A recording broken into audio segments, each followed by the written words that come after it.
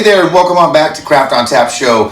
I'm your host, Nick A. Myers. You're here for another beer peer review, and we are now in the middle of our 7 Days of Stouts series, discussing Clown Shoes, Mass Bay Brewing Company's awesome offshoot there. And we're going to be today discussing another fantastic beer called La Penguina En Fuego, or the Penguin on Fire.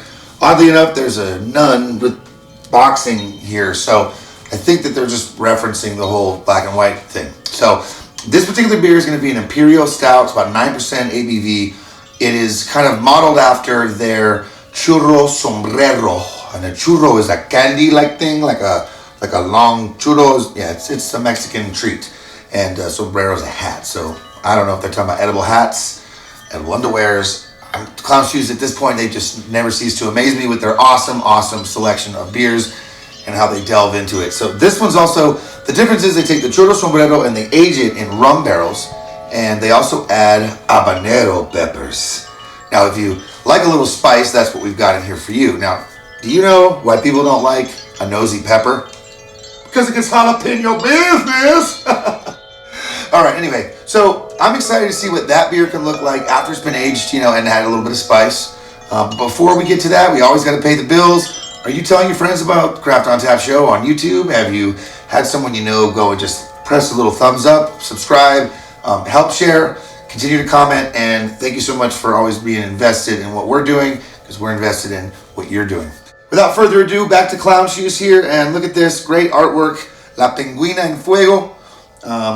I have always admired the artwork from Michael Axe, their designer here. I'm not sure if he still works for the company, but all the labels, his brainchild's is. Anyway, so all right, well, here we go. We've got this awesome. Look at this beer too, 9%. I love the way it all looks. Let's see what it looks like in the glass. Oh wow, yeah, nice thick pour. Not as syrupy as I would have thought, but look at that head build. Just build. A lot of little teeny bubbles. It's dark, but it's like very dark brown. It has just a slight orange hue going on. Orange hue, glad I didn't say banana. But what I like about this is you can just see the character building and building. Let's give it a smell. Ooh, that's weird. Yeah, I'm actually mostly smelling rum, subtle hints of cacao, and maybe a little canela.